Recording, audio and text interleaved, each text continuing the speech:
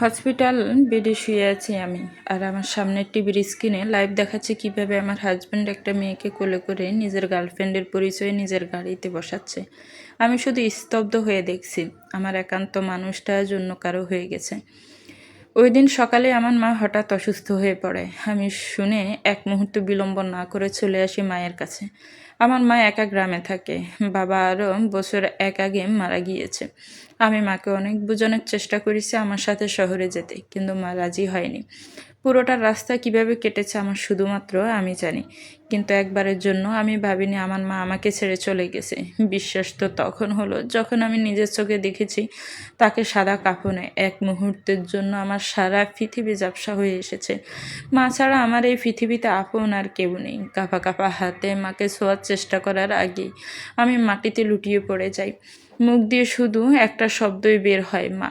আমার জ্ঞান ফিরে কিছুক্ষণ পরে মনে হচ্ছিল আমি সব স্বপ্ন দেখছি, কিন্তু না, চারপাশের মানুষের শোরগোলে মুহূর্তেই আমি বাস্তবে ফিরে আসি।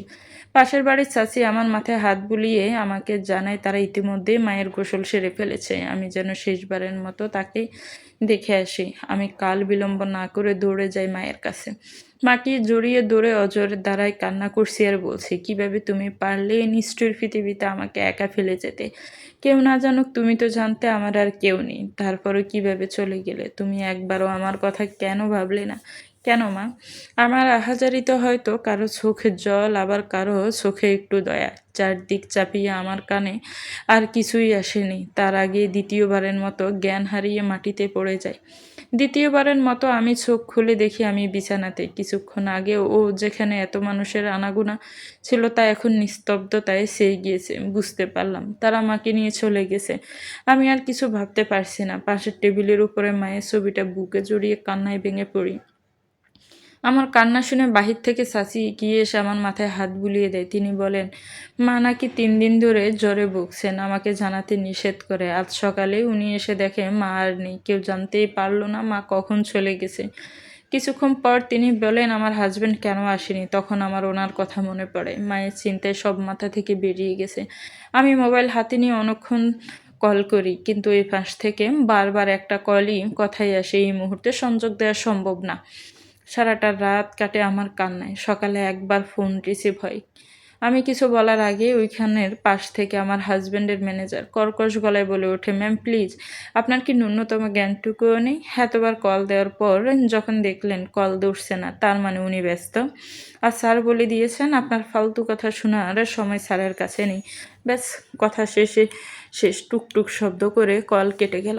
আমি কানে ফোন লাগিয়ে এখনও দাঁড়িয়ে আছি। শত চেষ্টার পরেও চোখের জল বাদ মানল না। এভাবেই কেটে যায় 7 দিন। ওই দিনের পর আমি কয়েকবার কল দিয়েছি, কিন্তু প্রতিবারই বন্ধ বলেছে। বুঝলাম আমাকে ব্লক করে দিয়েছে। সকালে উঠে তৈরি হয়ে নিলাম বাড়িতে ফিরে যাওয়ার জন্য, কারণ এইখানে থাকলেই আমার মায়ের কথা মনে হবে বারবার। আর আমার আত্মীয় স্বজনও কেউ নেই। মা অনাথ ছিল। বিকেল 3টার দিকে আমি ঢাকায় আসি। কাল রাত থেকে না খাওয়া, আবার সকাল থেকে জার্নি, তাই বেশিক্ষণ দাঁড়াতে পারলাম না। সেখানেই পড়ে যাই। চোখ খুলে নিজেকে আবিষ্কার করলাম সাদা দবদবে হসপিটালের বেডে। আমি উঠে বসতেই একজন নার্স এগিয়ে এসে জানালেন, একটা মেয়ে আমাকে নিয়ে এসে ভর্তি করিয়ে দিয়ে গেছে। শরীর দুর্বল আর না খাওয়াতে এমন হয়েছে। 2টো স্যালাইন শেষ করে হাঁটা দিলাম হসপিটালের করিডোরের দিকে। আর সেখানেই দেখলাম হসপিটালের অপেক্ষাকৃত লোকের বিনোদনের জন্য রাখা সেই টিভিতে অনাকাঙ্ক্ষিত দৃশ্যটি পা যেন সেখানেই জমে গিয়েছিল। আমি শত চেষ্টা করেও নড়তে পারছিলাম না। কিছুক্ষণ পর বাহির থেকে অনেক শোরগোলের আওয়াজ আমার কানে আসলো। ফিরে দেখি আমার হাজবেন্ড ওই মেয়েটিকে কোলে করে দৌড়ে নিয়ে নিয়ে আসছে আর ডাক্তারকে ডাকাডাকি করছে অস্থিরভাবে। এক মুহূর্তে ডাক্তার না সবাই ব্যস্ত হয়ে পড়লো, কারণ তারা ছিল ফেমাস সেলিব্রিটি। সেই ভিড়ের মাঝে আমি তার সামনেই ছিলাম, কিন্তু সে আমার দিকে ফিরেও তাকায়নি। আর কিছু দেখার ইচ্ছে হলো না। ব্যথিত মন নিয়ে চলে আসি ফ্ল্যাটে এসে একজন সার্ভেন্টকে ডেকে জিজ্ঞেস করি, তোমাদের স্যার আমার কথা জিজ্ঞেস করেছে? সে বিষণ্ণ মুখে বলল, না ম্যাম, স্যার তো গত 7 দিন ধরে বাসায় আসেননি। ব্রুকুসকে তাকালাম ওর দিকে। ও তড়িঘড়ি করে বলতে শুরু করলো, স্যার কল করে জানিয়েছেন তিনি শুটিংয়ের জন্য 7 দিন ঢাকার বাহিরে থাকবেন। আর হাত উঠিয়ে থামিয়ে দিলাম, কারণ শোনার ইচ্ছা আমার আর নাই। সে চলে গেল নিজ কাজে। আমি বসে আছি সোফায়। আজ এর একটা বিহিত অবশ্যই করা প্রয়োজন। রাত 12টার দিকে সে বাসায় ফিরে। মুখ দেখেই বোঝা যাচ্ছে কতটা ক্লান্ত। আমার দিকে না তাকিয়ে ওর নিজের রুমের দিকে যেতে চাইল। তার আগে আমি পিছন থেকে ডাকি, দাঁড়ান। সে পিছন ফিরে এগিয়ে এসে বলল, কি? দেখো আমি ভীষণ ক্লান্ত, খাওয়া দাওয়া করে এসেছি, খাবো না। Don't disturb me. তাচ্ছিল্য ভরা হাসি দিয়ে তাকে বললাম, হ্যাঁ, ক্লান্ত তো হবেনি। সারাদিন গার্লফ্রেন্ডকে নিয়ে ঘুরে তাকে কোলে করে হসপিটালে নিলে মানুষ কি আর ভালো থাকবে? সে একটু এগিয়ে এসে বলল, মানে? মানোটা তো আমি টিভিতেই দেখে নিয়েছি, মিস্টার রণবীর জওয়ান। রণবীরের কথাটা পছন্দ হলো না। সে দাঁত খিঁচিয়ে বলে ওঠে, তোমাকে কতবার বলেছি এসব ফালতু কথায় কান না দিতে, শানা। আমি নিজ চোখে দেখেছি। তোমার কি কোনো কাজ নেই আমার পিছনে লাগা ছাড়া? আপনি গার্লফ্রেন্ড নিয়ে ঘুরতে পারবেন, আর আমি বললেই দোষ? রণবীর চিৎকার করে উঠল, শানা। শানা তার দ্বিগুণ তেজ নিয়ে সড়া গলায় বলল, কি শানা, কি? আপনার কাছে এই সম্পর্কের কোনো মূল্যই নেই? থাকলে অন্তত ঘরে বউ রেখে ওই মেয়ের সাথে নষ্টামি করতে গেলেন। আর কিছু বলা হয়ে উঠল না। তার আগে তার গালে রণবীরের 5 আঙ্গুল ঠাস, একটা থাপ্পড়, সব নিস্তব্ধ হয়ে যায়। সানা কল্পনাও করতে পারেনি এমন কিছু হবে। তারপরে শোনা গেল রণবীরের চিৎকার। ইতিমধ্যে তার চোখ লাল হয়ে গিয়েছে। রাগে রি রি করে বলল, হ্যাঁ, আমি নষ্টামি করতে গিয়েছি, হয়েছে। আর আমি বিয়ের সময়ই বলে দিয়েছি না, আমি তোমাকে স্ত্রী হিসেবে মানব আর না স্বীকৃতি দিব। আর হ্যাঁ, আমার কাছে এই সম্পর্কের কোনো মূল্যই নেই, কারণ তোমার মতো একটা মেয়ে আমার পাশে যায় না। আর কোনোদিন তুমি আমাকে এই রকম প্রশ্ন করবে না, গট ইট? কথা শেষ করে দুবদাব পা ফেলে নিজের রুমে গিয়ে সজোরে দরজা লাগিয়ে দিল। অথচ সে বুঝতেই পারল না কত বড় ভুল করেছে। সানাও ধীরে ধীরে নিজের রুমে গিয়ে দরজা আটকে দিল। রুমে গিয়ে শাওয়ার ছেড়ে নিচে বসে পড়ল। কান্নার সাথে তার দুঃখ কষ্ট সব বেরিয়ে এলো। ঘন্টা খানিক পর নিজের জামা পাল্টে ব্যালকনিতে গেল। ছাদের দিকে তাকিয়ে বলে উঠল, লাইফের সবচেয়ে বড় ভুলটা মনে হয় আপনি আজকে করেছেন। আপনি আমাকে চিনতেই পারেননি। জোর করে বিয়ে তো আমারও দেওয়া হয়েছিল, বাট এই 1 বছর আমি অনেক চেষ্টা করেছি মায়ের কথা রাখার, কিন্তু এখন যখন মা নেই, তাহলে কথা রাখার কি দরকার? শক্ত হয়ে আসলো সানার চোয়াল। আবারও বলে উঠল, মিস্টার রণবীর জওয়ান, অবহেলার খেলাটা আপনি শুরু করেছেন, আর তার সমাপ্তি হবে আমার বিজয়ের মাধ্যমে। যেদিন আমি এই খেলায় জিতে যাব, ওই দিন থেকে আমার অস্তিত্ব চিরতরে আপনার জীবন থেকে মুছে যাবে। ধীরে ধীরে তার হাত মুষ্টিবদ্ধ হলো। আবারও হিসিয়ে বলল, so let's play the game, and I sure I will ignore you like that you never exist for front of me or my life. আকাশের চাঁদটা হঠাৎ মেঘের আড়ালে চলে গেল। নিস্তব্ধ নিশুতি রাত, মুহূর্তে চারিদিকে অন্ধকার চেয়ে গিয়েছে। এই অন্ধকারে একা বেকনিতে দাঁড়িয়ে আছে সানা। তার মনটা ও পরিবেশের সাথে পাল্লা দিয়ে অন্ধকার হয়ে গিয়েছে। না, এখানে আর থাকা যাবে না। কাল থেকে তার জীবন পাল্টাতে চলছে, তার জন্য একটা লম্বা ঘুম দরকার। সে বিছানায় গিয়ে শুয়ে পড়ল। সানা খান, বাবা মোশতাক খান, যিনি একজন গ্রামের হাই স্কুলের সাধারণ শিক্ষক, আর মা আয়েশা খাতুন। 1 বছর আগেই ভদ্রলোক গত হয়েছেন, তারপরেই সানার জীবন পাল্টে যায়। এক অনাকাঙ্ক্ষিত সম্পর্কের মাঝে বাধা পড়ে সে। প্রথমে মানতে না চাইলে ওপরে এটাকে ভাগ্য আর মায়ের জোড়াজুড়িতে মেনে নেয়, নিজেকে ও পাল্টায়। কারণ এসব সম্পর্কের ধার সে কোন দিনও ধরত না। অন্যদিকে রণবীর জওয়ান, ফিল্ম ইন্ডাস্ট্রির সবচেয়ে বিখ্যাত নামি দামি অভিনেতা ও গায়ক, যার প্রতিটা ফিল্ম হয় সুপারহিট আর কনসার্টে থাকে উপচে পড়া ভিড়। ফ্যান ফলোয়িং তো অভাবনীয়, তাকে সবাই এক নামে চিনে, আর যে নামে। পিতা ইকবাল জওয়ান যে বি কোম্পানির ফাউন্ডার, কিন্তু 8-9 মাস আগে ভদ্রলোক পরলোক গমন করেন। ইকবাল জওয়ান এর অনুপস্থিতিতে ওনার ছোট ভাই ফিরোজ জওয়ান কোম্পানির সবকিছুর দেখাশোনা করেন। যদিও কোম্পানি আর জের নামে। আর কোম্পানির হেড ডিজাইনার হলো নাতাশা জওয়ান, ওনার একমাত্র মেয়ে, আর জের চাচাতো বোন। ইকবাল জওয়ানের স্ত্রী মিসেস সোফিয়া জওয়ান, যার নিজের প্রোডাকশন হাউস রয়েছে, যেটি বর্তমানে নাম্বার 1-এ আছে, জে বি প্রোডাকশন হাউস। আর জের একমাত্র ছোট বোন রিয়ানা জওয়ান তার মায়ের প্রোডাকশন হাউসের এলপি মানে line producer. Mrs Sophia, Natasha, Firoz, Riyana Jawan ম্যানশনে থাকেন, সানা আর যে আলাদা ফ্ল্যাটে থাকে। সকালের হালকা মিষ্টি রোদটা বেলকনি উপচে জানালা দিয়ে সানার মুখ ছুঁয়ে দেয়। সানা আড়মোড়ো ভেঙে হামি তুলতে তুলতে উঠে বসে। এভাবেই বসে থাকে 2 কি 3 মিনিট। এটা তার অবাঞ্ছিত অভ্যাস। ঘুম থেকে উঠে চারদিক বুঝতে ওর এই সময়টুকু লাগে। এক পলক ঘড়ির দিকে নজর বুলাতেই বুঝল 8টার উপরে বাজে। অনেকটা দেরি হয়ে গিয়েছে আজ। সানা সময়কে উপেক্ষা করে নিজের রুমে একবার চোখ ঘুরিয়ে দেখল, পুরো রুমের দেওয়াল জুড়ে বেবি পিঙ্কের ছড়াছড়ি, তার মাঝে সাদা রেখাগুলো জানালার ফাঁক গলে আসা হালকা মিষ্টি রোদে নিজেদের পরিষ্কার, স্বচ্ছ আর সুশৃঙ্খল দেখাতে ব্যস্ত। ঠিক রুমের মাঝখানেই বেড, তার একপাশেই ছোট একটা টেবিল, তার উপরে থাকা ফুলদানিতে রাখা কাঁচা গোলাপের সুবাসে চারদিক ভরিয়ে তুলছে এক মধুময় আবেশে। অর্গানিক ফুল বরাবরই পছন্দ সানার, তাই তার বেকনিতে থাকে সবসময় নানা রঙের ফুলের বাহার। দেখে মনে হবে কেউ যেন নিজ হাতে পরম যত্নে সাজিয়েছে। একে বেলকনি কম, ফুলের বাগান মনে হচ্ছে বেশি। সানা ধীর পায়ে হেঁটে চলে যায় ওয়াশরুমে। আধা ঘন্টা পর ফ্রেশ হয়ে নিচে চলে যায়। সিঁড়ি দিয়ে নেমে প্রথমেই চোখে পড়ে বিশাল কালো দেওয়াল। সানা মাঝে মাঝে বুঝতে পারে না এই লোকের কালো এত পছন্দ কেন। সানার কাছে কালো মানেই অন্ধকার, কিন্তু সে আলোতে অভ্যস্ত। তাই তো নিজের রুম সে নিজের মনমতো সাজিয়েছে। ড্রয়িং স্পেসে রয়েছে কুচকুচে কালো রঙের সোফা, মার্বেল টেক্সচারের গাঢ় কার্পেটের উপর বসানো গোলাকার ট্রিটেবল। পাশেই ডাইনিং স্পেস, একটা গোলাকার কাচের টেবিল। তার উপরেই ঝুলছে পেন্ডেন্ট লাইট, যার সোনালি আলো এক মুহূর্তে কারো নজর কাড়তে সক্ষম। পাশেই একটা বড় কিচেন। ঠিক কিচেনের বিপরীত পাশে একটা গেস্ট রুম, পাশে একটি ছোট রুম যেখানে মিসেস আয়েশা থাকেন, যিনি সকল কাজ দেখাশোনা করেন। বাকি দুজন রাতে চলে গেলেও তিনি এখানেই থাকেন। তার আপনজন বলতে কেউই বেঁচে নেই। ড্রয়িং এর একপাশে অবস্থিত সিঁড়িটি, যা কাঠের ও লোহার সমন্বয়ে গঠিত। উপরেই রয়েছে দুটি বেডরুম, একটিতে সানা অপরটিতে রানভীর থাকে। পাশেই একটা রুম যেখানে অলওয়েজ তালা ঝুলানো থাকে। সানা নিজেও জানে না এই রুমে কি আছে, কোনোদিন ও জানতেও চায়নি। মাঝে মাঝে রানভীরকে দেখে সেই রুম থেকে বেরুতে। রুম তিনটি সিঁড়ির সাথে লাগানো রেলিং দিয়ে ঘেরা। তাদের ফ্ল্যাটটি গুলশানে, পুরো বিল্ডিং এ এই একটিমাত্র ডুপ্লেক্স ফ্ল্যাট, যেটা 7 তলায় রয়েছে। বাকিগুলো স্বাভাবিক ফ্ল্যাটের মতোই। এর মধ্যে 2বার কলিং বেলের শব্দ এলো। সানার ভাবনার বিচ্ছেদ ঘটল, এক মুহূর্তে ভ্রু কুঁচকে এলো। কারণ সে জানে এখন কে আসতে পারে। তাই কোন কিছু না ভেবে উল্টো ঘুরে নিজের রুমে ফিরে গেল। এই কালনাগিনীর মুখ দেখলে তার দিনটাই খারাপ যাবে।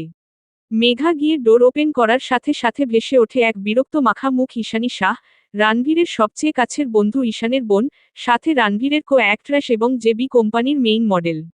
ঈশানী এক মুহূর্ত বিলম্ব না করে ভিতরে চলে আসে, নিজের হাইহিলের টকটক আওয়াজ তুলে।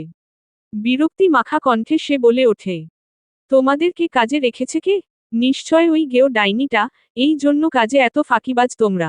উদ্ধৃতি চিহ্ন। মেঘা নিচু স্বরে বলে ওঠে, সরি ম্যাম, আমি।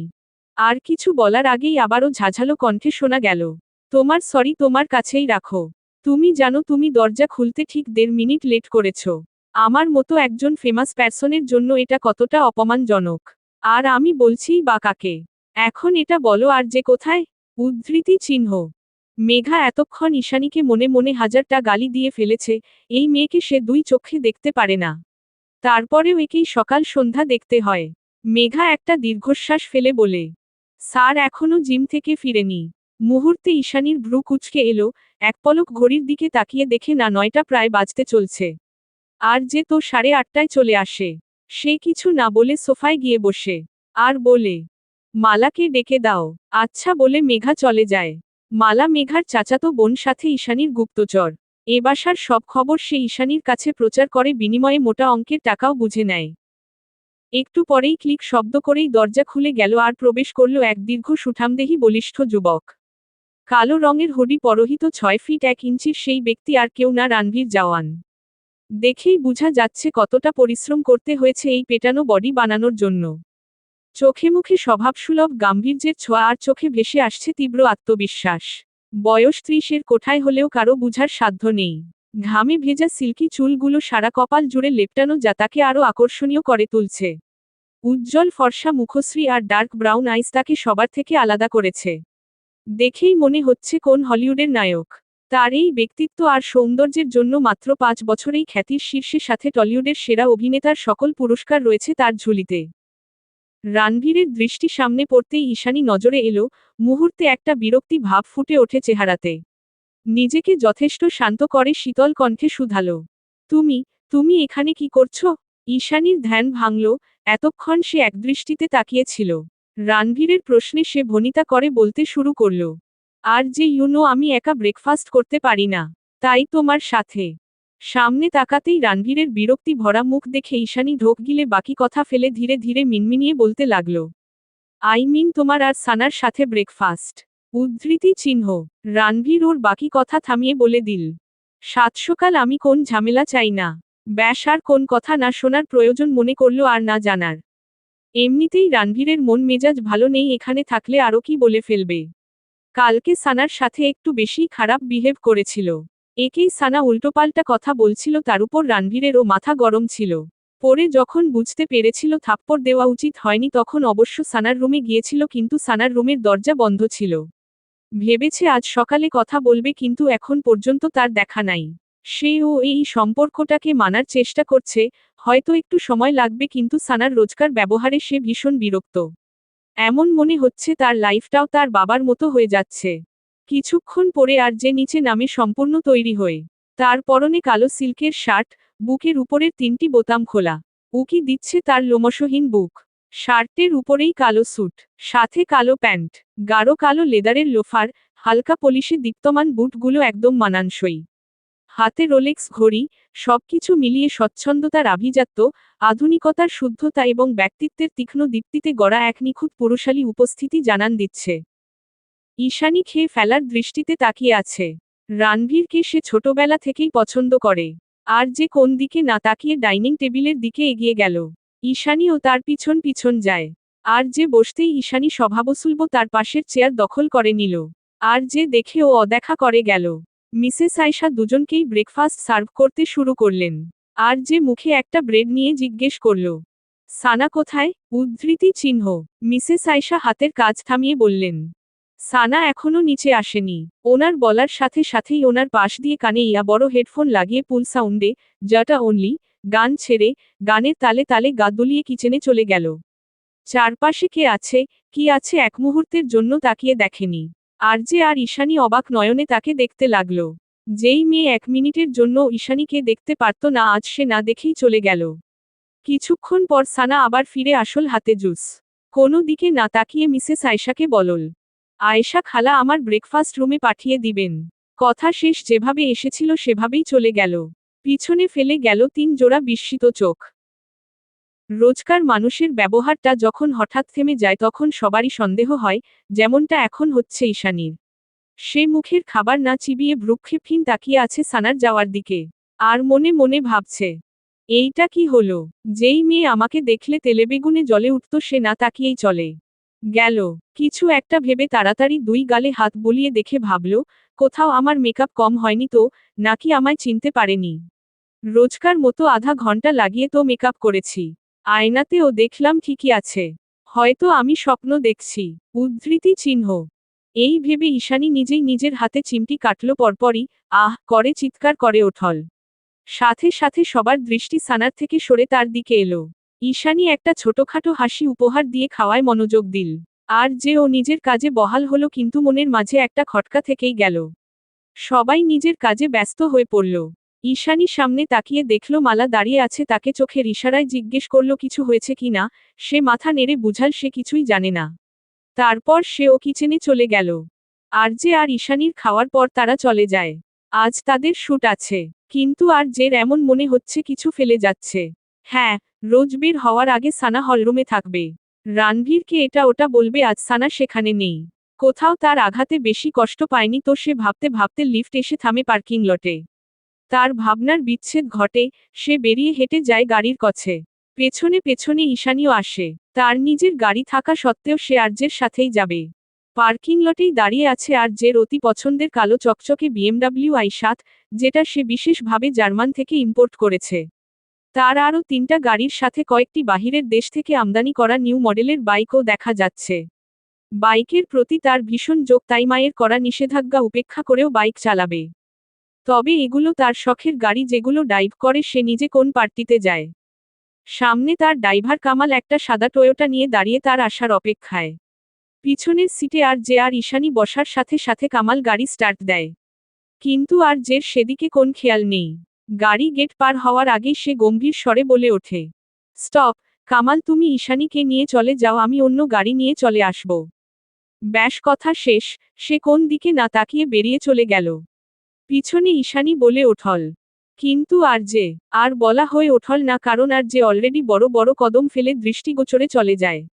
কামাল ও গাড়ি নিয়ে চলে যায়। ঈশানী আর কিভা বলবে আর যে কারো কথা শুনলে তো।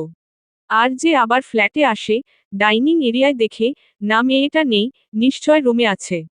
কিছু না ভেবে সানার রুমের দিকে চলে গেল। একবার নক করল, না, ভেতর থেকে কোন আওয়াজ আসছে না। দরজা খোলা দেখে সে ভিতরে ঢুকে গেল। ঢুকেই এক অদ্ভুত দৃশ্যের মুখোমুখি হল। সানা বেডের পাশের ছোট টেবিলটার উপর, মোবাইল স্ট্যান্ডের উপর মোবাইল রেখে, খাটের উপর আরাম করে বসে ঘিয়ে ভাজা পরোটা নিয়ে দুধ চায় চুবিয়ে খাচ্ছে। সে খাচ্ছে কম, সামনে মোবাইলের স্ক্রিনে চলতে থাকা মোটু পাতলু কার্টুনের সাথে তাল মিলিয়ে হাত পা নাড়াচ্ছে বেশি। আর আবল তাবল গেয়েই চলছে। না দেলা, না দ্যামদি, না ঘুড়ি। এ মোটু আর পাতলু কি জুড়ি -2। মোটু আর পাতলু কি জুড়ি 2। আর জের মনে হলো সে এই মুহূর্তে পৃথিবীর সবথেকে বেসুরো গান শুনছে। এই 1 বছরে সে সানার গান কোনোদিনও শুনেনি। সে এত বড় সিঙ্গার আর তার বউয়ের গলা, এইটা বিশ্বাস করতে একটু কষ্ট হলো। নিজেকে সামলিয়ে সানাকে ডাকল। সানা। সানা চুপ হয়ে গেল, দৃষ্টি এখনো মোবাইলে। আর যে একটু দম নিয়ে বলতে শুরু করলো একদম শান্ত কণ্ঠে, লিসেন সানা, আমি কাল এমন কিছুই করতে চাইনি। আমি 1000 বার বলেছি আমার আর ঈশানীর মাঝে কোন সম্পর্ক নেই। এগুলো শুধু ফ্যানদের বানানো, আর মিডিয়া সেটাকে পাবলিসিটির জন্য ইউজ করছে, জাস্ট নিজেদের পপুলারিটি বাড়ানোর জন্য। আর তুমি। আর কিছু বলার আগেই শোনা গেল সানার রুম কাঁপানো হাসি। আর যে কিছুটা ভড়কে গেল, সে তো হাসির কিছুই বলল না। এই মেয়ে এইভাবে হাসল কেন? আবারও আসল সানার আওয়াজ। O M G, I'm a Singham sir, am a big fan of you man. Singham কি জাঙ্গল ছে বাচনা ইয়ামসিবালা। ইয়ামসিবালা। সানা সিঙ্গামের মতো 2 হাতে গুলি ধরে পিছনে ফিরতেই দেখল রণবীর তার দিকে অবাক দৃষ্টিতে তাকিয়ে। সে সামনে তাকিয়ে ভাবছে, এই লোক এখানে কেন? মোবাইল অফ করে সানা কান থেকে ব্লুটুথ খুলল, তারপর চোখ মুখ শক্ত করে রণবীরকে শুধালো, কিছু চাই? উদ্ধৃতি চিহ্ন। রণবীর অবাক না হয়ে পারল না। এই মেয়ের সাথে সে এতক্ষণ কথা বলল, আর সে নাকি কানে ব্লুটুথ লাগিয়ে কার্টুন শুনছিল। ভীষণ রাগ হচ্ছে রণবীরের, কিন্তু এখন রাগা ঠিক হবে না। তাই নিজেকে যথেষ্ট শান্ত রেখে ঠান্ডা কণ্ঠে বলল, আমি এতক্ষণ যা বলেছি, তুমি কিছুই শুনতে পাওনি। ভেসে এলো সানার কাঠোকাঠ জবাব, আপনি ব্লুটুথ কানে লাগিয়ে শুনতে পান? রণবীর কিছু বলবে তার আগেই সানা হাত উঠিয়ে থামিয়ে দিল। 1 সেকেন্ড। চিৎকার করে মালাকে ডাকল। মালা, মালা। মালা তড়িঘড়ি করে দৌড়ে এসে বলল, জি ম্যাম। আমি তোমাকে বলেছি বেশি করে ঘি দিতে, তুমি দিয়েছিলে। জি ম্যাম। হয়নি, আবার গিয়ে ভেজে নিয়ে আসবে। মালা আচ্ছা বলে যাওয়ার সময় রণবীরকে দেখে শয়তানি হাসি দিয়ে আবারও বলে, ম্যাম, ঘি কতটুকু ঢালো? সাথে সাথে সানা ঝাঁজ নিয়ে চিবিয়ে চিবিয়ে বলে, গুপ্তচরিতে যত টাকা পাওয়া যায় অত টাকার ঘি ঢালবে। ব্যাস, মালার মুখ পাঠা বেলুনের মতো চুপসে গেল। সে আর কোন দিকে না তাকিয়ে চলে গেল। রণবীর বুঝতে না পারলেও মালা ঠিকই বুঝতে পেরেছে সানা কি বলছে। আর যে এখনো বিস্মিত চোখে পর্যবেক্ষণ করছে, সে আজ পর্যন্ত সানাকে কারো সাথে গলা উঁচিয়ে কথা বলতে দেখেনি। সানা এবার আর জের দিকে তাকিয়ে বলল, হ্যাঁ, আপনি কি যেন বলছিলেন? উদ্ধৃতি চিহ্ন। এই বলে সানা নিজের হাতের মোবাইলে ব্যস্ত হয়ে পড়ল। আর যে ভীষণ বিরক্ত, একে তো এইসব কথা ওর সাথে যায় না, তার উপর নাকি আবার বলতে হবে।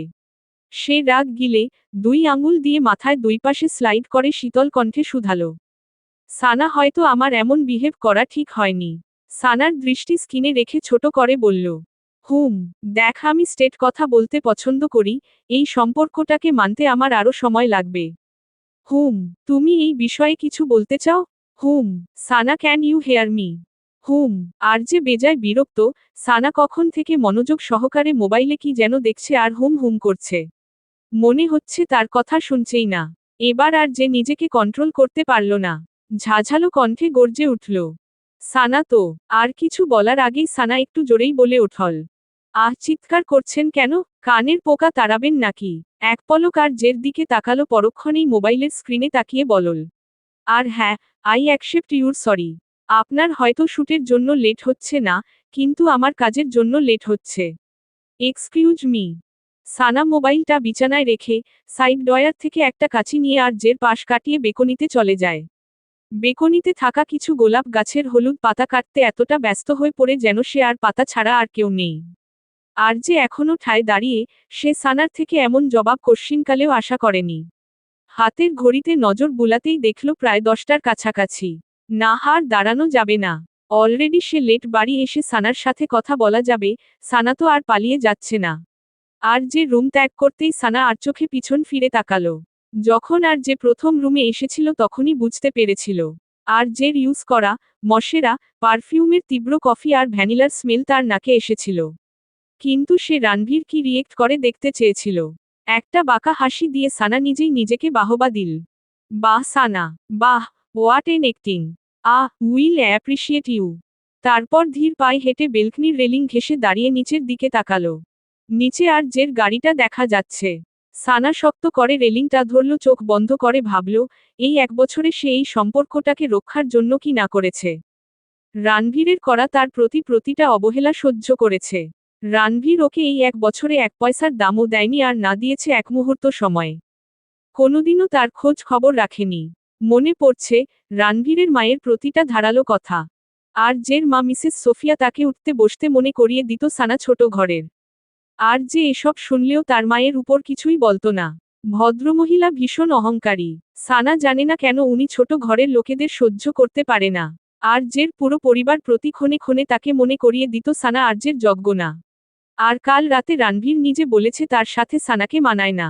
এতদিন সে সবটা নিজের মায়ের জন্য মুখ বুজে শুনেছিল, কিন্তু যখন তার মা মারা গেল তখন সে কাউকে কাছে পায়নি। সানা খুব করে বুঝেছে এরা কেউই আপন হবে না।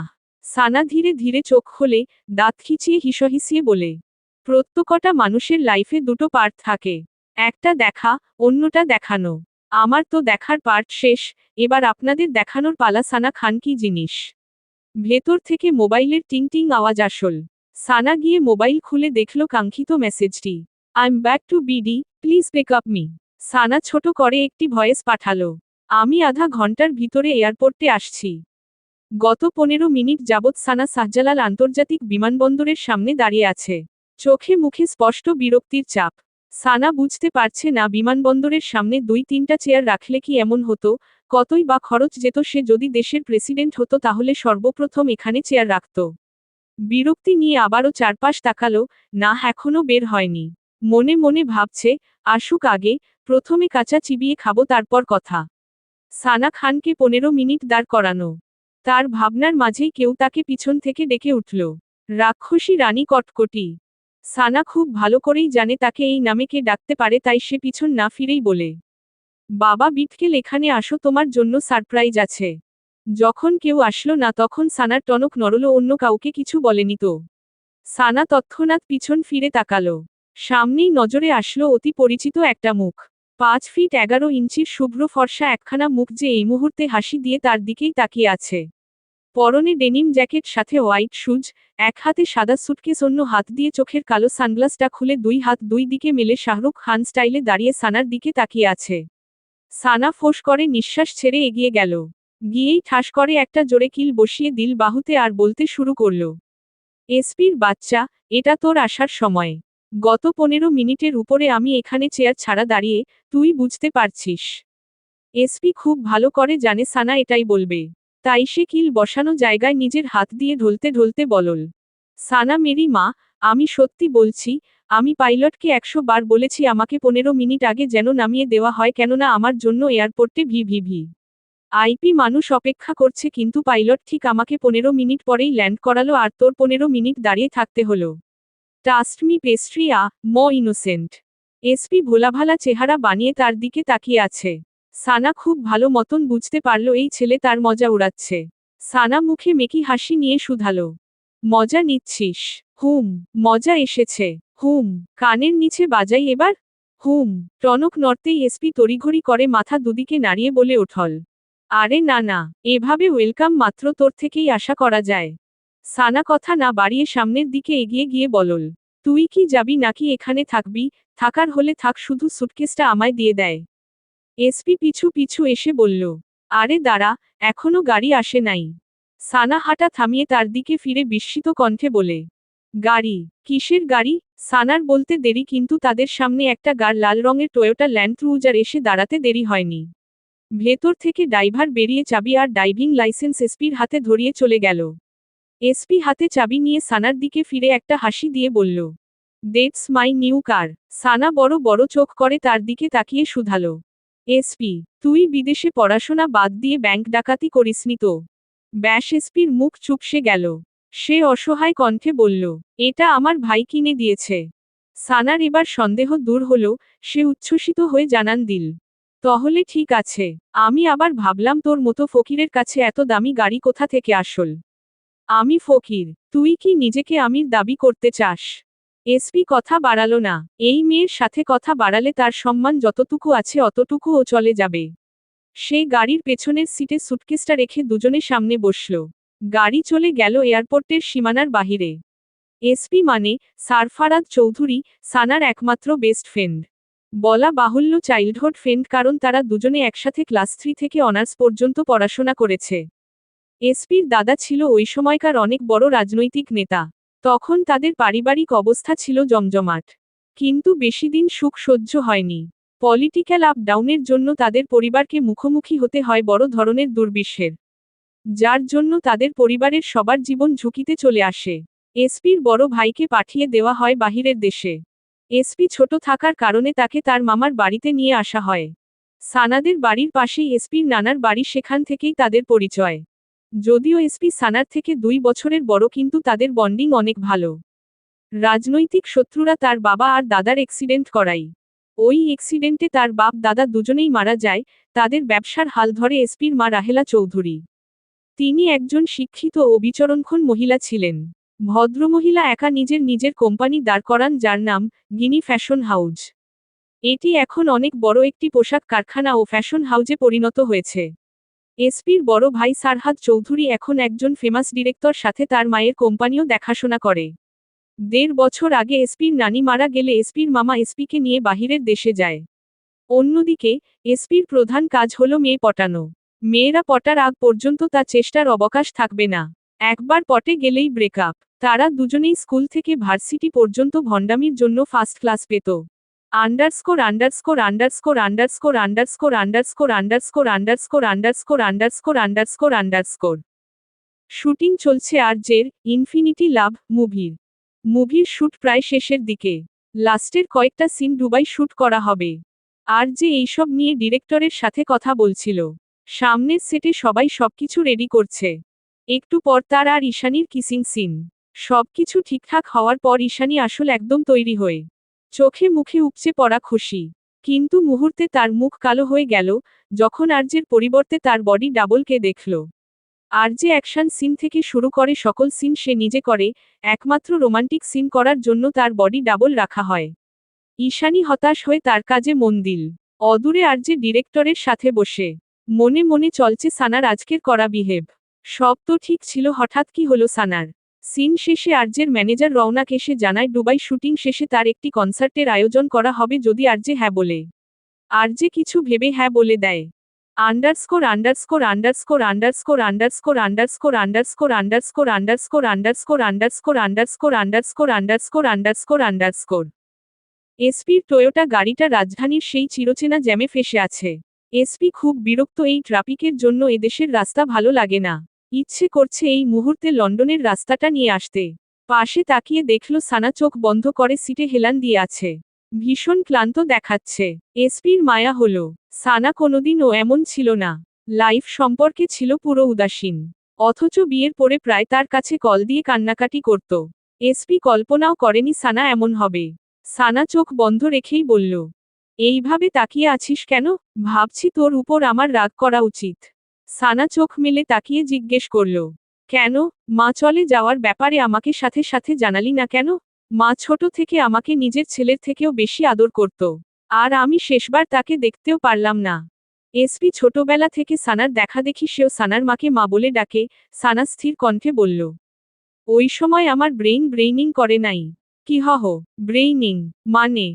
সানা একটু জোরে বুঝাল, ওয়ার্কিং ওয়ার্কিং করে নাই। এইটা বল, তোর আবেগ কাজ করছিল, বিবেক কাজ করে নাই। আচ্ছা এগুলো ছাড় মামা, তোর আপডেট বল। ওই আর যে কে আমি ডিভোর্স দেব, কিন্তু তার আগে বুঝাব সানাকে। এসপি দুষ্টুমির সুরে বলে, তুই কি ওই নাগিন সিরিয়ালের মতো প্রতিশোধ নিবি? এসপি দুষ্টুমি করে বললেও সানা সিরিয়াস হয়ে জানালো, উহু, খেলাটা প্রতিশোধের থেকেও বেশি অবহেলার, কেননা রণবীর বা তার ফ্যামিলি এই 1 বছরে আমার উপর কোন নির্যাতন বা অত্যাচার করেনি, তবে অবহেলিত হয়েছি অবশ্যই। তাই রণবীরকে বুঝাব কারো অবজ্ঞা নিয়ে বেঁচে থাকা কতটা কঠিন। সানার চোখে খেলে দৃঢ় সংকল্প। এসপি কিছু একটা ভেবে আবার জিজ্ঞেস করল, ভালোবেসেছিস ওকে? সানা কিছুক্ষণ থেমে জবাব দিল, না। এসপি তোরাক করে তার দিকে তাকালো, তাহলে এই 1 বছর কেন? কথা দিয়েছিলাম আমি আমার মাকে। মা লাইফে ফার্স্ট টাইম কিছু চেয়েছিল আমার কাছে, আমি যেন মন প্রাণ দিয়ে সংসার করি। আর মা সকাল বিকাল করে একটা কথাই বলতো, মেয়েদের জীবন মানেই স্বামী আর সংসার। পরে আমি ভাবলাম বিয়ে যখন হয়ে গিয়েছে হয়তো এটাই ভাগ্য। কিন্তু এখন আমি বুঝতে পারছি। এসপি ধীর কণ্ঠে শুধালো, কি বুঝতে পারছিস? যে থাকতে চায় না তাকে ছেড়ে দেওয়াই ভালো। মাঝখান দিয়ে আমার স্বপ্নগুলো গেল। বিয়ে না হলে এতদিনে আমি কত বড় ডিজাইনার হয়ে যেতাম। সানা উপরের দিকে তাকিয়ে উদাসীনভাবে ভাবতে ভাবতে বলল, দেশ বিদেশ থেকে লোকজন আসতো শুধু এক পলক আমাকে দেখার জন্য। সানা স্বপ্নে ডুবে গেল। এসপি বুঝতে পেরে তাড়াতাড়ি হাত দিয়ে তাকে নাড়া দিল। এ এ এই স্বপ্নের রানী, স্বপ্ন থেকে বেরিয়ে আয়। কারণ পেস্ট্রি, তোর স্বপ্ন আর এই ট্রাফিক এখনো একই জায়গায় ফেসে আছে। আর তাহলে তোর এখনো স্বপ্ন ডিজাইনার হওয়াই? সানা ফোঁস করে নিঃশ্বাস ছেড়ে বলল, হ্যাঁ, সাথে আরেকটা আছে। এসপি উৎসুক দৃষ্টিতে তাকিয়ে, কি সেটা? সানা শয়তানি হাসি দিয়ে জানালো, একদিন আমি বড়লোক হব, অনেক টাকা হবে আমার, তারপর 4টা গরু কিনবো আমি। পেস্ট্রি, তুই গরু কিনবি কেন? কেননা আমি পুরো শহরবাসীকে জানিয়ে ওই রণবীরের আকিকা দেব আবার। ওর নাম আমি রণবীর জাওয়ান, এর পরিবর্তে রণবীর জাওরা রাখব। এসপির পেট ফেটে হাসি এলো, সে হাসি থামিয়ে বলল, সাথে আর একজনেরও রাখিস? সানা জিজ্ঞেসু দৃষ্টিতে এসপির দিকে তাকিয়ে, কার? এসপি দুঃখের সহিত অসহায় কণ্ঠে বলল, আবে আর তুই তো জানিস তোর লাইফে একটা জাউরা জামাই আছে, আর আমার লাইফে একটা জাউরা মামাই আছে। এবার দুজনেই একসাথে অট্টহাসিতে ফেটে পড়ল। তাদের দুজনের বন্ডিংটাই এমন, না দুজনের মাঝে কোন গোপনীয়তা আর না কোন জোরতা। হাসি থামিয়ে এসপি জিজ্ঞেস করল, এখন কোথায় যাবি? জিও ফ্যাশন একাডেমিতে চল। ততক্ষণে ট্রাফিক ছেড়ে দিয়েছে। এসপি হাসি বজায় রেখেই বলে ওঠে, তাহলে আমাদের সানা ফিরে এসেছে। ইয়া, সানা ইজ বেক। এসপি ফুল স্পিডে গাড়ি চালিয়ে বলল, সো লেটস গো বেস্টি। ওকে বেস্টি। সানার ছোটবেলা থেকেই ডিজাইনের প্রতি ছিল বিশেষ ঝোঁক। তার বাবার এগুলো একদম পছন্দ ছিল না। কিন্তু তার স্বপ্ন ছিল বড় হয়ে ফ্যাশনের উপর কিছু হওয়া। তাই যখন সে ইন্টার সেকেন্ড ইয়ারে পড়ছিল তখন এসপি আর তার মায়ের সহায়তায় জিও ফ্যাশন একাডেমিতে ভর্তি হয়। এই ব্যাপারে এসপি আর তার মা ছাড়া কেউই জানত না। বাবাকে সে ভীষণ ভয় পেত। বাবার জন্য সে একাডেমিতে নিজের নাম চেঞ্জ করে সিমরান খান নিয়ে 2 বছর ক্লাসও করে। একাডেমির হেড ছিল তুর্কির বিখ্যাত ডিজাইনার সোনা প্র্যাকটিস। মাত্র 2 বছরেই নিজের যোগ্যতা দিয়ে সবার দৃষ্টিতে চলে আসে সানা। কিন্তু বিয়ের পর আর ক্লাস করা হয়নি। সানা আর এসপি এখন সেখানেই যাচ্ছে। সোনা প্র্যাকটিসের সামনে সানা বসে আছে, পাশেই এসপি চারদিকে তাকাতে ব্যস্ত। ভদ্রমহিলা সানাকে তীক্ষ্ণ দৃষ্টিতে পর্যবেক্ষণ করছেন। সানা তার ফেভারিট স্টুডেন্ট ছিল। ক্লাসে দুষ্টুমিতে তার নামে অভিযোগের শেষ না হলেও প্রতিটা কম্পিটিশনে ফার্স্ট হতো। কিছুক্ষণ পর তিনি নিজেই বলতে আরম্ভ করলেন, এতদিন কোথায় ছিলে তুমি সিমরান? ম্যাম, ফ্যামিলি ইস্যু ছিল, তাই বলে 1 বছর। তুমি একটু যোগাযোগও করতে পারতে। Sorry ma'am.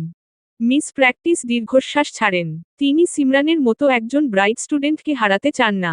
তাই সানাকে আশ্বাস দিয়ে বললেন, দেখো, তোমাকে আবার কোর্স শুরু থেকে শুরু করতে হবে।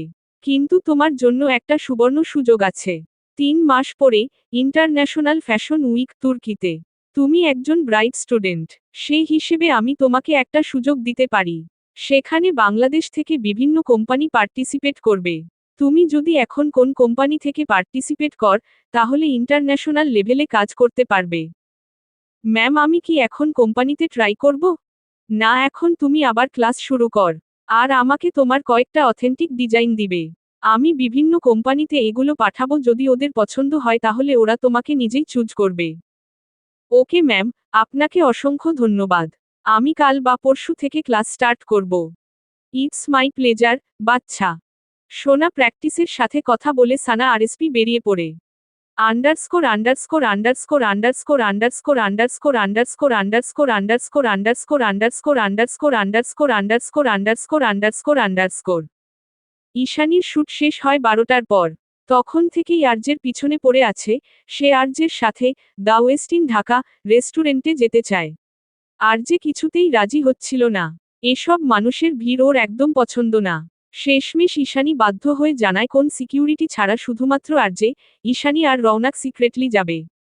কেউ জানবে না। অগত্যা রাজি হতে হয় আরজেকে। তারা দ্য ওয়েস্টিন ঢাকা রেস্টুরেন্টের উদ্দেশ্যে বেরিয়ে পড়ে। Underscore underscore underscore underscore underscore underscore underscore underscore underscore underscore underscore underscore underscore underscore underscore underscore underscore underscore. গাড়িতে সানা যখন এসপিকে আজকে রেস্টুরেন্টে খাওয়ানোর কথা বলেই তখনই এসপির মনে বোম ফাটে। গভীর সন্দেহ নিয়ে জিজ্ঞেস করে, তুই সত্যিই খাওয়াবি? সানা বিরক্তি সূচক দৃষ্টি ফেলে বলে, কেন, আমি তোকে কখনো খাওয়াইনি নাকি? এসপি ভাবছে, না, তার মনে পড়ছে না সানা কখন তাকে লাস্ট খাইয়েছে। সানার দিকে তাকাতেই সানা বুঝে ফেলল এসপির চাহনির মানে। সানা কিছু মুহূর্তে চুপ থেকে শুধালো, যা, আজ তুই যেই রেস্টুরেন্টে বলবি ওই রেস্টুরেন্টই খাওয়াবো। কারণ আজ আমি ভীষণ খুশি। এসপি সাথে সাথেই জানায়, আমি ঢাকার বিখ্যাত রেস্টুরেন্ট দ্য ওয়েস্টিন ঢাকাতে খেতে চাই। এসপি আর সানাও সেই রেস্টুরেন্টের উদ্দেশ্যে গাড়ি ছুটিয়ে নিয়ে যায়। Underscore underscore underscore underscore underscore underscore underscore underscore underscore underscore underscore underscore underscore underscore. রেস্টুরেন্টে আরজে, ঈশানী আর রওনাক একদম কর্নারের সাইটের একটা টেবিলে বসে, যেখানে তাদের একদম দেখাই যাচ্ছে না। আরজে মুখে মাস্ক দিয়ে বসে আছে, সে নাকি খাবে না। ঈশানী রওনাকের দিকে ফিরে কিছু একটা ইশারা করতেই সে কল অ্যাটেন্ড করার কথা বলে বাইরের দিকে চলে যায়। অন্যদিকে সানা আর এসপি, আরজে আর ঈশানীর বিপরীত কর্নারে বসে। এসপি সামনের দিকে তাকাতেই আরজের উপর তার দৃষ্টি পড়ে। সে মুহূর্তেই চিনে ফেলে এটা সানার হাজবেন্ড। সে সানার দিকে তাকিয়ে বলে, এই কটকটি দেখ দেখ, তোর না হওয়া রাজা বিজয়, মানে তোর না হওয়া এক্স হাজবেন্ড সামনে একটা মেয়ের সাথে রেস্টুরেন্টে বসে আছে।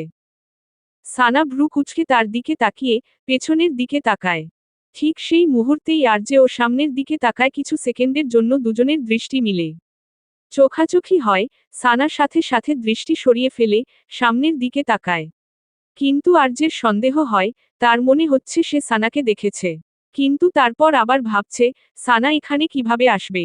নিশ্চয়ই সে ভুল দেখেছে। সে আবারও সামনের দিকে তাকায়। ওই মেয়েটিকে দেখছে, দূর থেকে লক্ষ্য করছে। দেখতে কিছুটা সানার মতোই লাগছে।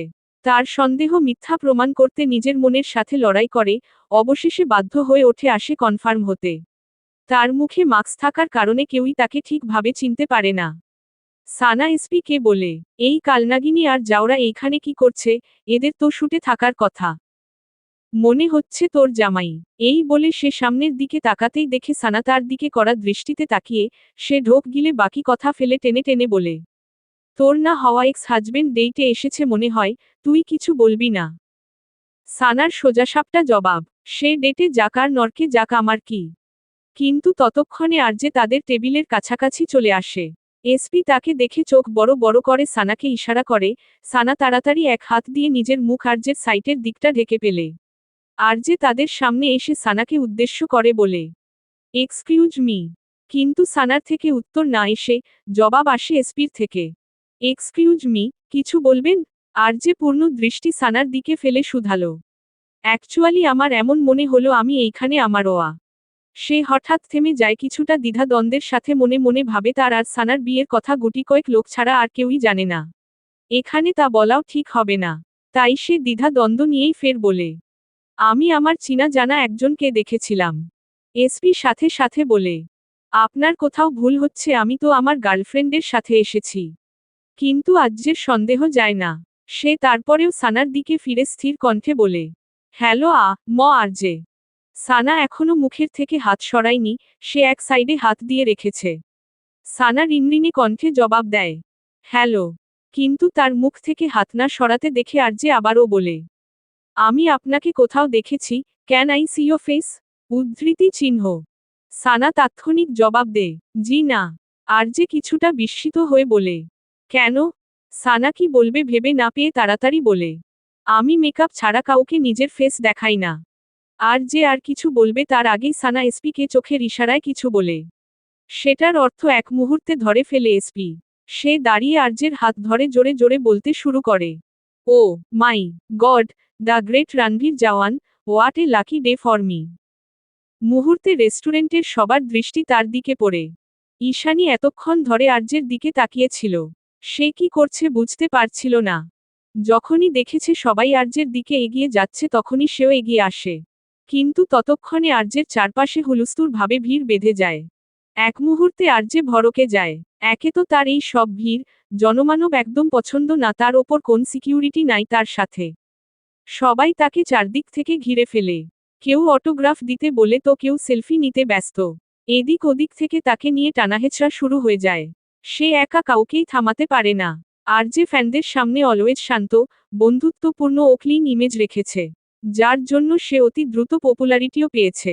তাই সে পাবলিকেলি কোন সিন ক্রিয়েট করতে চাচ্ছে না। এসপি আর সানা এই সুযোগে বেরিয়ে পড়ে। রণবীর সানার একসাইড দেখে কিছুটা চিনে ফেলে। তারপর ও নিশ্চিত হতে পারেনি। বেরোতেই এসপির নজরে আসে ঈশানী। সে সানাকে উদ্দেশ্য করে বলে, ওই দেখ পেস্ট্রি তোর কালনাগিনী। তো তো মানে কি? ধাক্কা মার। এসপি বলতে দেরি, সানার ধাক্কা দিতে দেরি করেনি। ঠাস করে পিছন থেকে এক ধাক্কা আর ধরাম করে ঈশানী নিচে পড়ে যায়। সবাই আরজেকে নিয়ে ব্যস্ত, কেউ তার দিকে ফিরেও তাকাচ্ছে না। মানুষের ধাক্কাধাক্কিতে ঈশানী আরও বেশি ব্যথা পায়। আরজে বুঝে উঠতে পারল না, মুহূর্তে কি থেকে কি হয়ে গেল। এত ভিড় দেখে রিসোর্ট কমিউনিটির কিছু লোক এগিয়ে আসে এবং আরজেকে লোকদের থেকে সরিয়ে আনে। রওনাক ওই মুহূর্তে রিসোর্টে ঢুকে বাকরুদ্ধ হয়ে পড়ে। সামনেই দুজনের অবস্থা খারাপ। আরজেকে বাহিরে নিয়ে যাওয়া হলেও ঈশানী এখনো নিচে পড়ে আছে। সে দ্রুত এসে ঈশানীকে উঠিয়ে নিয়ে যায়। আরজে পার্কিং লটে এসে ফোঁস করে নিঃশ্বাস ছাড়ে। রাগে তার মাথা ফেটে যাচ্ছে। এতটুকু একটা পুচকে ছেলের জন্য তার নাজেহাল অবস্থা হয়েছে। আর যদি ওটা সত্যি সানা হয়, সে সানাকে ছাড়বে না। সাথের ওই ছেলেটাকেও ছাড়বে না। সে জোরে জোরে চিৎকার করে বলতে থাকে, ইডিয়েটের বাচ্চা, আমি তোকে ছাড়ব না।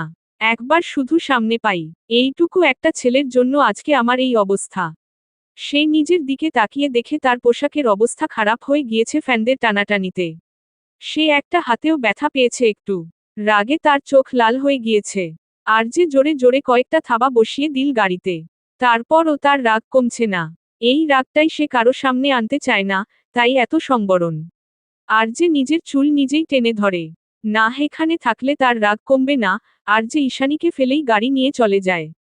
Underscore underscore underscore underscore underscore underscore underscore underscore underscore underscore underscore underscore underscore underscore. Sana আর এসপি গাড়িতে বসে দুজনের হাসতে হাসতে অবস্থা খারাপ। সানা পেটে ধরে হাসছে আর বলছে, ওই কালনাগিনীকে আমি ধাক্কা মেরে পৃথিবীর বাইরে পাঠাবো। তার পিছন দিয়ে ওই জাউরাকে রোনাল্ডোর মতো একটা কিক মেরে মঙ্গল গ্রহে পাঠাবো।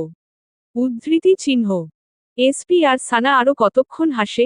শেষে এসপি জিজ্ঞেস করে, তুই চাইলে তো আজকেই আর্যের সামনে যেতে পারতি। তাহলে কেন এত লুকোচুরি? তুই বুঝতে পারছিস না ইয়ার, ওরা খুবই ক্ষমতাবান, ওদের সাথে লড়তে গেলে আমার গোড়া শক্ত হতে হবে। যাতে ওরা ইট মারলে আমি ওদের ঠিক সেই লেভেলের পাটকেলটাও মারতে পারি। তাহলে তুই কি করবি এখন? জাস্ট আমি নিজেকে আয়নার মতো বানাবো, যে যেমন ব্যবহার করবে ঠিক তেমন রিফ্লেকশন পাবে। ভয় পাবি না তো? ভয় তারাই পায় যাদের হারানোর কিছু থাকে। আমার কিছুই নেই, শুধু একটু ক্ষমতা দরকার ওদের সবটা কেড়ে নেওয়ার জন্য। ততদিনে ওই রণবীরের একটু ক্লাস নেওয়া যাক। এসপি তাকে উৎসাহ দিয়ে বলে, দ্যাটস লাইক মাই গার্ল। গাড়ি থামে গুলশানে, সানার ফ্ল্যাটের সামনে। সানা নেমে পড়ে যাওয়ার সময় এসপি আবারও বলে, সানা তুই আর্যের ব্যাপারে পুরোপুরিভাবে শিওর তো? সানা এসপির কালো চশমাটা তার চোখ থেকে খুলে নিয়ে ফু দিয়ে পড়তে পড়তে বলে, যখন বিষয়টা সেলফ রেসপেক্টের তখন সানা খান হাজারটা রণবীর জাওয়ানকে পা মারিয়ে চলে আসতে একবারও ভাববে না। Underscore underscore underscore underscore underscore underscore underscore underscore underscore underscore underscore underscore. রাত 10টার দিকে আর্যে বাড়ি ফিরে। ঢুকতেই তার চোখ ছানাবড়া সামনের দৃশ্য দেখে। সানা হাই ভলিউমে মোটু পাতলু দেখছে। সোফায় বসে পা দুটোটি টেবিলের উপরে। সে সানার কাছে যায়। সানা ভলিউম লো করো। কিন্তু সানা কোন দিকে না তাকিয়ে টিভির দিকে তাকিয়ে আছে। সে আবারও বলে, সাউন্ড কম করো। সানা এবারও কিছু বলে না।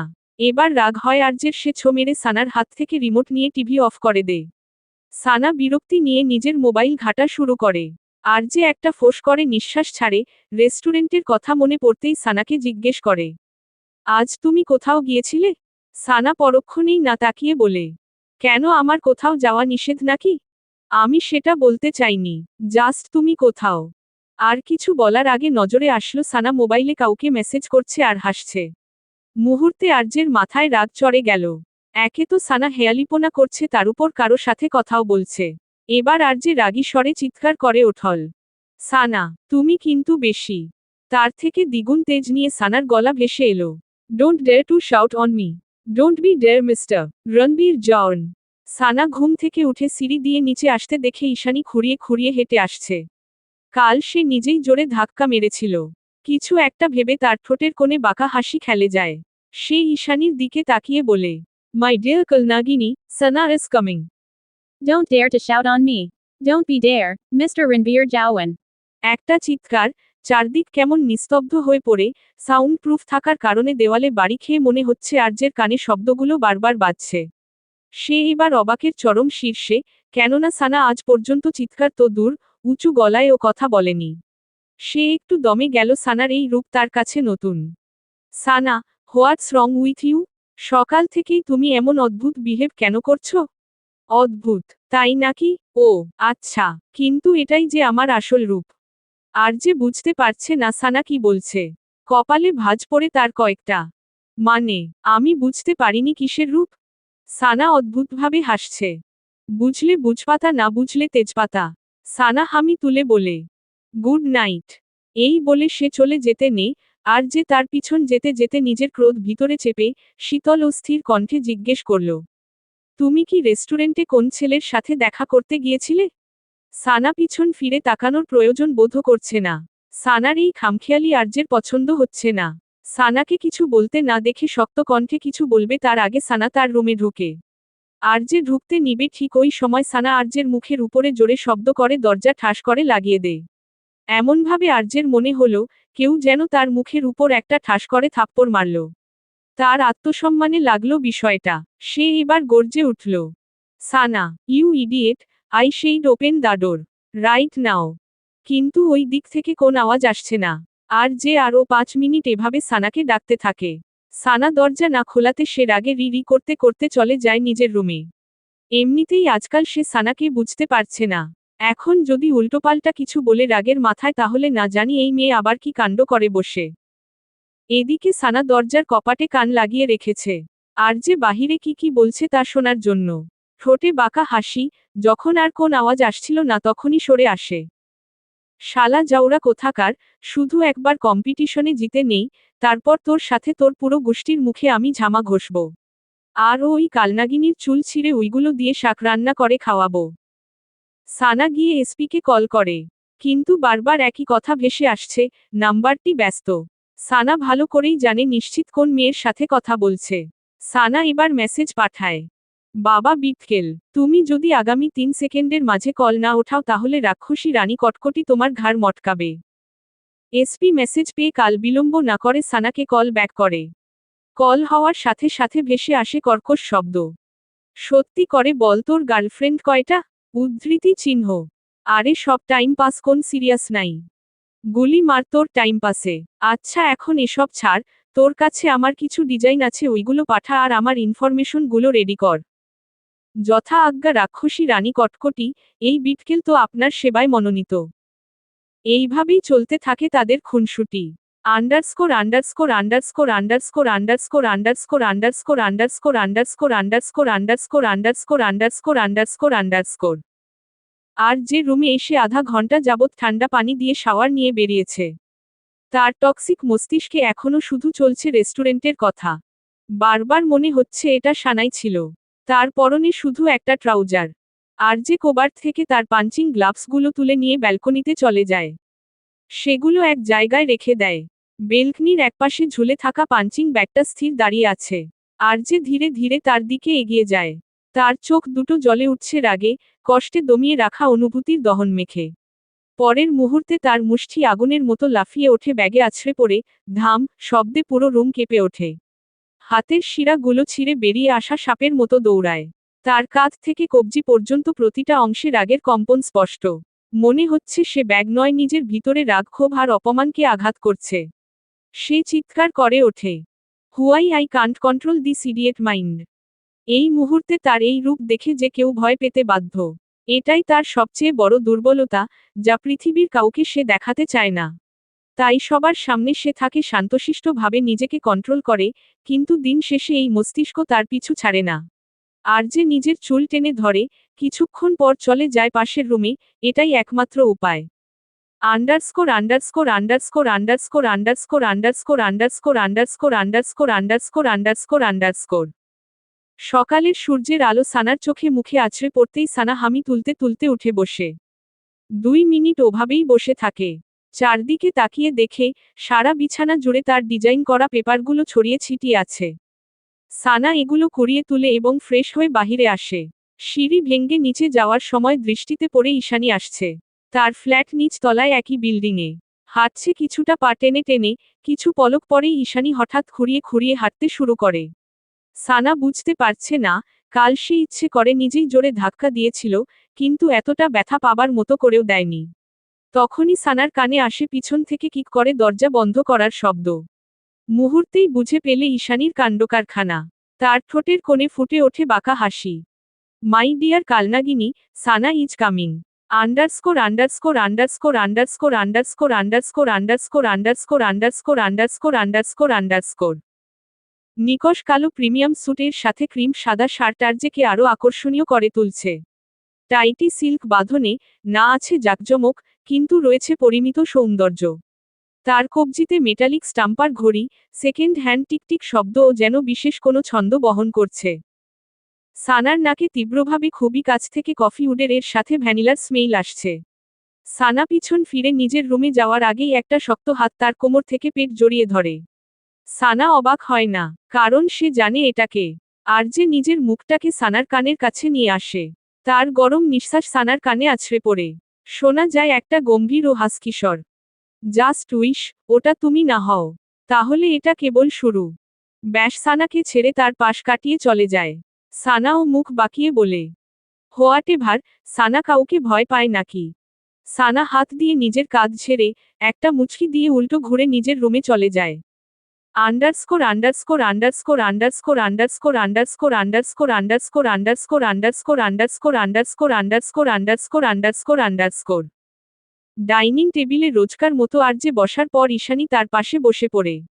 আর বলতে থাকে, আরজে তুমি জানো, কালকে কেউ আমাকে ইচ্ছা করে ধাক্কা দিয়ে ফেলে দিয়েছিল, আমি পায়ে ভীষণ ব্যথা পেয়েছি। আরজের থেকে একটু সিম্পিতি পাওয়ার আশায় ঈশানী উৎসুক দৃষ্টিতে তাকিয়ে। আরজে কিছু বলবে তার আগেই সানা তাদের পাশ কাটিয়ে কিচেনে চলে যায়। কানে তার আজকেও হেডফোন, চলছে পিঙ্ক লিপস গান। আরজে তার দিকে তাকিয়ে আছে। কিছুক্ষণ পর সানা ফিরে আসে, হাতে তার নিজের পছন্দের চা আর পরোটা। ঈশানী তাকে দেখেই মুখ বাঁকিয়ে নেয়। সে পৃথিবীতে এমন অদ্ভুত খাবার কাউকে খেতে দেখেনি। আরজে আর ঈশানীর বিপরীত পাশে বসে সে। সানা চুপচাপ বসে খেতে থাকে আর গানের তালে তালে মাথাটা একটু দুলাতে থাকে। একটু পর মালা ঈশানীর খাবার নিয়ে আসে। ঈশানী সানাকে জ্বালানোর জন্য আরজের সাথে গায়ে পড়ে কথা বলছে, আর এটা ওটা দিতে বলছে। আরজে কিছুর উত্তর দিচ্ছে তো বেশিরভাগ চুপ করেই আছে। আরজের দৃষ্টি সানার দিকে স্থির। কিন্তু সানা চোখ তুলেও তাকাচ্ছে না তাদের দিকে। সে এক মনে খেয়েই চলছে যেন সে, চা আর পরোটা ছাড়া আশেপাশে আর কিছুই নেই। একটু পর সানা ডেভিল মার্কা হাসি দিয়ে গণনা শুরু করে 3, 2, 1, সাথে সাথে ভেসে আসে ঈশানীর ঘর কাঁপানো চিৎকার। আহ underscore underscore underscore underscore underscore underscore underscore underscore underscore underscore underscore underscore underscore. তাহলে ওটা তুই ছিলি, যে আমাকে ধাক্কা দিয়েছিল? আরে বাহ, আমি তো ভেবেছিলাম তোর টপ ফ্লোর একদম খালি। এখন তো দেখছি একটু ব্রেইনও আছে। যদি আমি আরজেকে বলে দিই? ওহ নো, আমি তো ভয় পেয়ে গিয়েছি। আবে কালনাগিনী, তোকে বলতে হবে না, আমি করে দেখাচ্ছি তো আবার।